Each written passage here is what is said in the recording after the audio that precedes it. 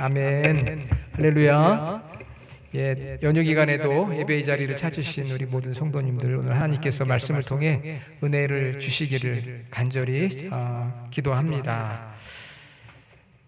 우리 그 코로 동전, 여러분 그 동전을 한번 이렇게 던지면은 이제 어떤 면이 이제 앞면이 되고 또 어떤 면은 뒷면이 되지요. 앞면은 빛을 받아서 밝지만 뒷면은 빛을 받지 못하니까 어둡습니다. 동전에 양면이 있다고 하는 거 잘 아실 거예요. 앞면은 빛을 받아서 밝지만 빛을 받지 못하는 뒷면은 어둡습니다. 사람도 마찬가지예요. 양면이 있습니다. 밝은 면이 있는가 하면 어두운 면이 있어요. 여러분은 여러분 자신을 어떻게 평가하십니까? 밝게 여러분 자신을 평가하시나요? 아니면 좀 어둡게 여러분 자신을 평가하시나요?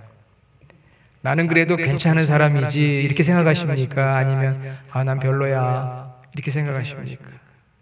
우리가 만나는 사람들에 대해서도 두 가지 반응이 있어요. 첫째는 저분은 참 괜찮은 분이야 이렇게 우리가 생각하는 경우도 있고, 어떤 경우는 저분은 별로야 이렇게 생각하는 분도 있습니다. 혹시 여러분 우리 교회 성도들 가운데 여러분들이 보면서 말은 안 하지만 속으로 저분은 괜찮은 분이야, 저분은 별로야 이렇게 혹시 판단하지 않습니까? 이 사무엘상을 시작하면서 지금까지 이 사울 왕은 그야말로 별로였어요.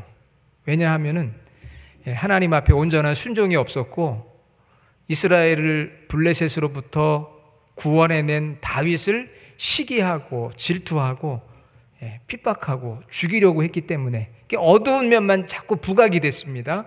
그래서 사울은 정말 별로였어요. 그에 반해서 다윗은 어떤 사람이었을까요?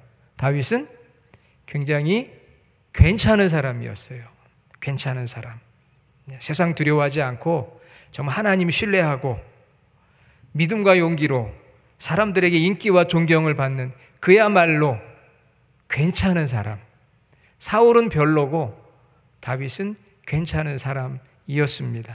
그런데 오늘 본문에 보니까 그렇게 괜찮았던 다윗의 모습과는 전혀 어울리지 않는 상반된 모습이 나오고 있습니다. 다윗의 별 볼 일 없는 별로인 모습이 오늘 여기에 기록이 되어 있어요. 지금까지는 괜찮았거든요. 그런데 갑자기 별 볼 일 없는 다윗의 모습이 등장을 합니다. 이것을 우리는 모순이라고 얘기해요. 모순된 모습. 모순이라는 그 단어는 여러분이 잘 아시겠지만 창 모자에 방패 순자예요. 그래서 모순이라고 하는 것은 중국 초나라 때 이 창과 방패를 파는 사람이 있었는데, 이 사람이 어떻게 선전을 했느냐 하면 이 창은 뚫지 못하는 방패가 없습니다 이렇게 선전을 하고 창을 팔았고요. 동시에 방패도 팔았는데요, 방패를 팔 때는 이 방패는 너무나 단단해서 어떤 창으로도 뚫을 수가 없습니다 이렇게 선전을 한 거예요. 이 창은 모든 걸 뚫을 수 있다고, 이 방패는 절대 뚫리지가 않는다고, 그 두 개를 가지고 장사를 한 거예요. 그랬더니 그때 옆에 있던 사람이 물었습니다. 그러면 당신의 창으로 당신의 방패를 뚫으면 어떻게 되는 겁니까? 뚫을 수 있습니까? 그렇게 물었더니 아무런 대답을 못했다고 합니다. 대답을 할 수가 없죠. 이거는 모든 걸 뚫을 수 있는 창이고, 이건 모든 걸 막아낼 수 있는 방패인데 그 창과 방패가 부딪히면 어떻게 되겠어요? 말이 안 되는 거잖아요. 그래서 그때부터 말이나 행동에 앞뒤가 맞지 않는 것을 모순이라고 이야기했어요. 모순되다 하는 것은 앞뒤가 맞지 않는 거. 여러분, 이러한 모순 오늘 다윗에게 발견이 됩니다. 앞뒤가 안 맞아요. 말과 행동이. 우리 설교 노트에 나오죠. 다윗의 모순된 두 가지. 자, 첫 번째로 승리자 다윗과 패배자 다윗의 모습이에요. 승리자 다윗, 패배자 다윗. 이게 모순입니다. 왜냐하면 말이나 행동이 안 맞아요. 사무엘상 17장 45절에 다윗이 블레셋 골리앗과의 싸울 때는 어땠습니까? 너는 칼과 단창으로 내게 나오지만 나는 만군의 여호와의 이름 곧 내가 모욕하는 이스라엘 군대에 하나님의 이름으로 나가노라 하면서 그냥 하나님 의지하고 담대히 나가서 승리했어요. 승리자 다윗의 모습, 밝은 면이죠. 동전의 앞면과 같이 정말 너무 밝아요. 그래서 우리가 그 모습을 보며 다윗을 너무 좋아하는데요. 그런데 오늘 본문을 보니까 여러분 21장 10절 스크린 혹시 나오나요? 21장 10절에 보니까 그날에 다윗이 사울을 두려워하여 일어나 도망하여 가드 왕 아기스에게로 가니, 전혀 두려움이 없던 사람이에요. 그런데 사울을 두려워하고요, 가드 왕 아기스에게로 도망했고요. 12절에 보니까 가드 왕 아기스를 심히 두려워하여, 두려운 마음이 너무 가득합니다. 그리고 아주 그 앞권은 뭐냐 하면은요, 12절이에요. 자, 12절이 아니고 13절 한번 같이 읽어볼까요? 그들 앞에서 그의 행동을 변하여 미친 채 하고 대문짝에 그적거리며 침을 수염에 흘렸다. 자기 목숨을 부재하기 위해서 미친 척하고 또 막 대문짝에 막 그적거리고 막 침을 흘리고, 우리 조선시대 말에 흥선대원군이라고 그분이 그랬다는 이야기가 있었죠. 살기 위해서 막 미친 척 하는 거예요. 막 대문짝에 그적고 정신 나간 사람 행동을 하고 막 침을 막 제일질 막 흘리면서, 그러니까 사람들이 너무 불쌍하게 생각한 거죠. 이게 다윗의 어두운 모습이었습니다. 좀 모순된 모습 아니겠어요? 골리앗을 만났을 때는 그냥 담대하게 나가 물맷돌로 쳐 죽였는데, 아니 지금 도망해서 그 블레셋 아기스 왕 앞에서 지금 이런 모습을 하고 있는 거예요. 사울을 피해서 가지 말아야 될 이방 땅 블레셋까지 갑니다. 이 블레셋 가드는 골리앗의 고향이거든요. 아니 한때는 이 블레셋 가드 출신 골리앗을 때려잡았는데, 아니 그 땅에 가서 피해요, 하필이면은. 그리고는 거기 가서 저런 모습을 보여주니까 사람들이 어떻게 생각하겠어요? 아, 저 사람 예전에 우리 골리앗 장군을 죽인 다윗 아니야? 그런데 어떻게 다 저렇게 됐을까? 얼마나 참 상상할 수도 없는, 골리앗을 이긴 그 명예가 있는 사람인데 상상할 수 없는 일을 지금 하게 된 거죠. 이게 모순이잖아요, 모순. 성경에 여러분 위대한 인물들의 모순, 두 번째 위대한 인물들의 모순이 나옵니다. 창세기 12장과 20장에 보면 아브라함이 나오죠. 하나님께서 아브라함을 불러서 인류 역사를 구원하기 위해 구원의 역사를 시작하거든요. 그래서 아브라함의 자손으로 예수님이 오시지 않습니까? 그런데 이 아브라함이 자기 아내를 누이라, 여동생이라 한 번도 아니고 두 번씩이나 속였어요. 거짓말했고요, 비겁했고요, 두려워서 불신했어요. 모순이잖아요. 열왕기상 18장과 19장에 보면 엘리야가 나오는데, 엘리야가 갈멜산에서 이방 선지자 850명과 영적 대결을 해서 승리하고요, 하나님의 능력을 보였던 위대한 선지자였습니다. 그런데 그 다음 날 이 북이스라엘의 아합과 이세벨이 엘리야를 죽인다고 하니까 무서워서 도망해서 광야길로 가서 하나님 저 죽여주십시오. 저 살 이유가 없습니다. 이렇게 나약한 모습 보여줘요. 이게 모순 아닌가요? 바로 전에는 영적 싸움에 승리하고 850대 1로 승리했거든요. 그런데 이제는 저를 죽여주십시오. 저는 다른 사람과 비교하면 너무나도 부족합니다. 이게 성경의 위대한 인물들이 가지고 있는 모순이라고 하는 것이죠. 베드로는 어떻습니까? 여러분 너무 잘 알잖아요. 마가복음 14장 31절에 베드로가 뭐라고 고백합니까? 내가 주님과 함께 죽을지언정 절대로 제가 주님을 부인하지 않겠습니다. 그렇게 말했는데 행동은 그게 아니었어요. 말과 행동이 다른 게 모순이거든요.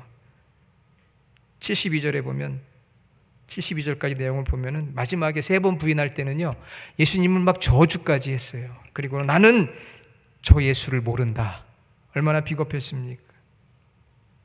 사도 바울도 로마서 7장 24절에 보면 오호라 나는 공고한 사람이로다.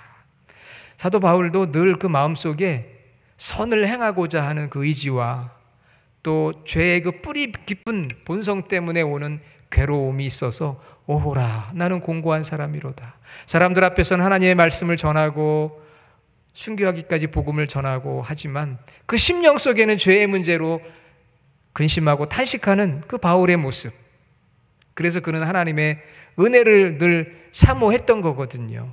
그러한 그 말과 행동이 다른 모순이 오늘 다윗에게 드러날 뿐만 아니라 성경의 위대한 인물들 가운데 다 있었다고 하는 거죠. 여러분은 어떻습니까?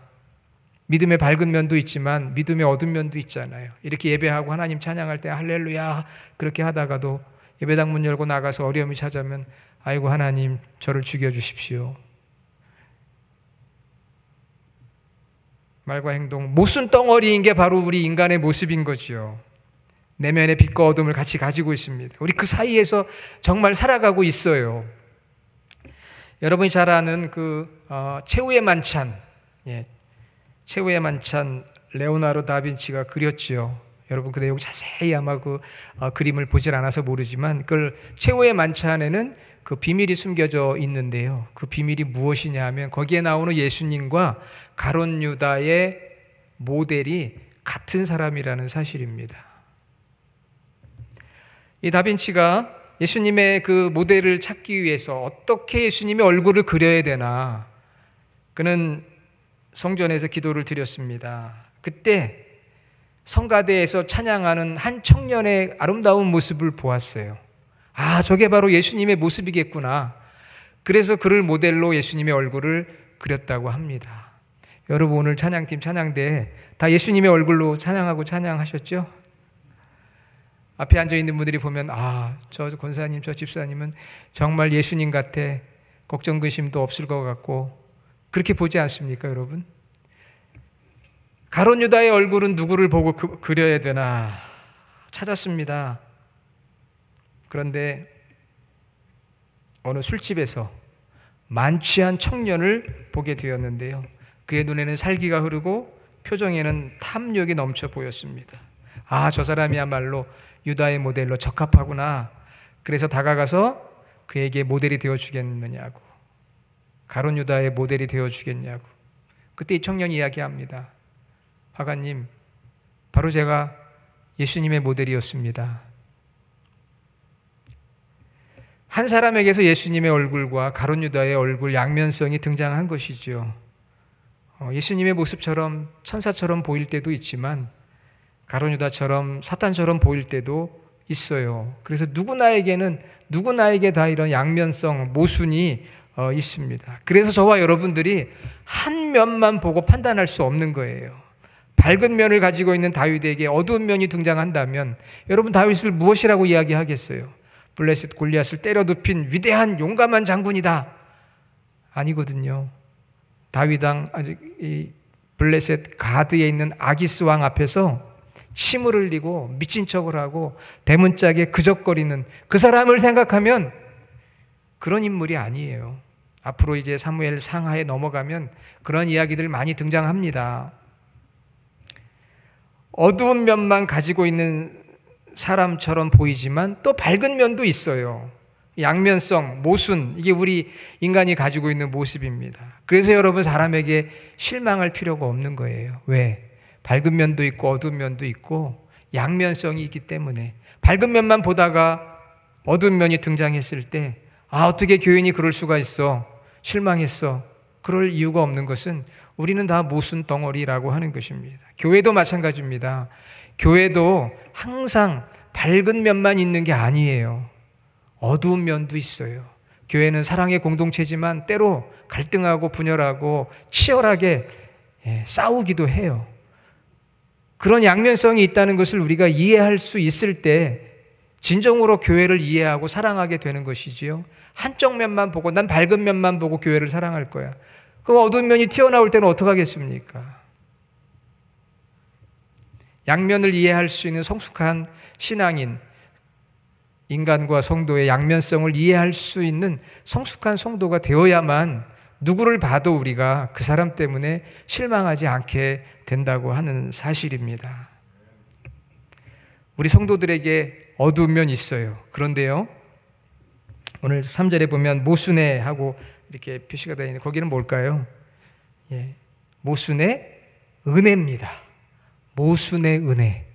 여러분 모순의 은혜라는 말 처음 들어보셨을까요? 이 모순, 어두운 면에 하나님의 은혜가 있다는 사실입니다. 밝은 면에만 있는 게 아니고요. 어두운 면, 모순에도 하나님의 은혜가 있어요. 왜냐하면 다윗의 시편을 읽어보면 다윗의 시편 속에는 밝은 면도 있고 어두운 면도 있는데요, 어두운 면이 더 많아요. 항상 감사와 기쁨, 만족, 오직 하나님만 바라보며 늘 즐거워했느냐? 아닙니다.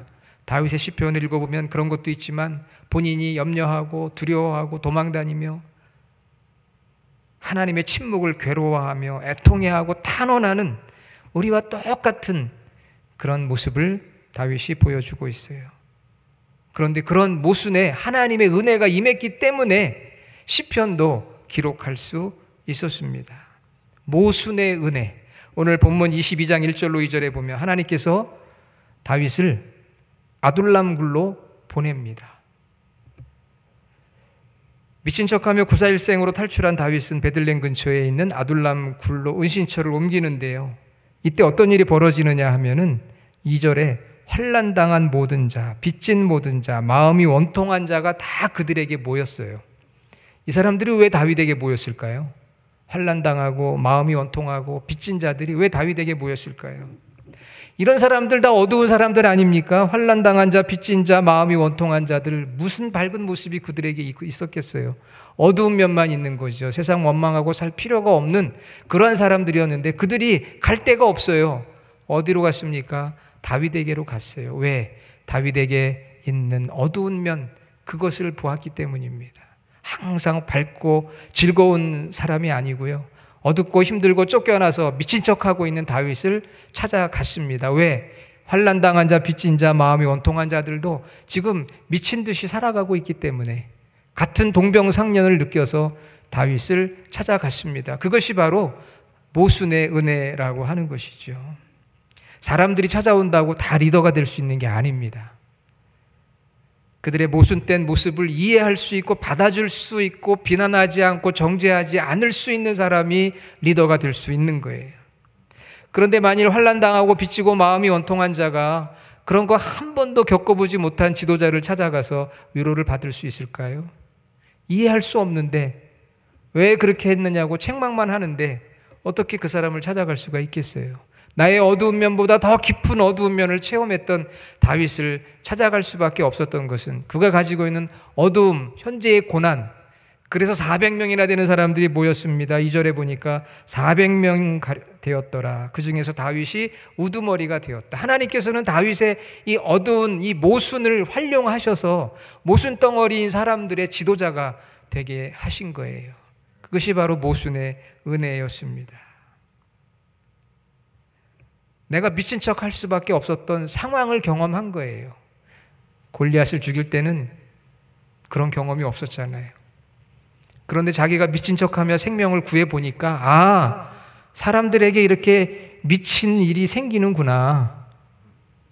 그것을 이해하게 되니까 저기 있는 환난당한 자, 빚진 자, 마음이 원통한 자를 정죄하고 하던 마음이 바뀌는 거죠. 저들도 다 상황이 있었겠지.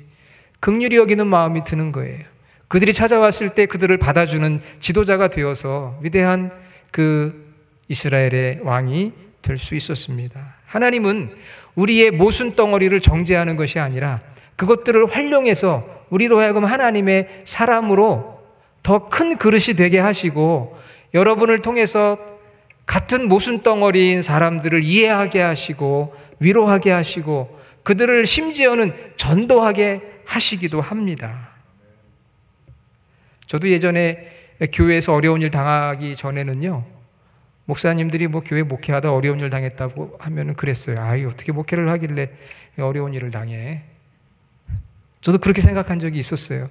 근데 어려운 일 한번 당해보니까 그럴 수도 있구나. 그래서 이제 목사님들이 어려운 일을 당하면 이해하게 되죠. 성도들도 마찬가지입니다. 전에는 성도들이 뭐 여기서 구체적으로 말씀드릴 수는 없지만 겪는 어려움들이 있잖아요. 가정이나 직장이나 이럴 때. 그럴 때 어려움 겪는 이야기하면 왜 저렇게밖에는 안 될까?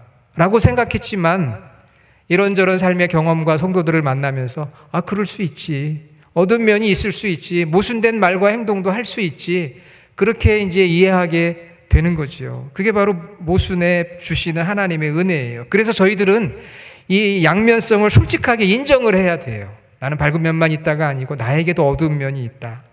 나에게 빛도 있지만 어두움도 있다. 그래서 나의 어둠을 끌어안고, 그래서 우리가 신앙생활하는 거 아닙니까? 그 어두운 면이 있기 때문에 주님의 보혈의 피를 의지하고 죄 용서를 구하는 것이고, 연약하기 때문에 성령의 충만함과 능력을 사모하는 것입니다. 나는 밝기 때문에 필요 없어. 어떤 분은 그래요. 죄인이라고 하면 내가 무슨 죄인이야? 난 죄진 적이 한 번도 없는데. 아닙니다. 여러분, 말씀 읽어보면 마음 심정 깊은 곳에서 짓는 것도 죄라고 했어요. 왜 죄 지은 게 하나도 없겠습니까?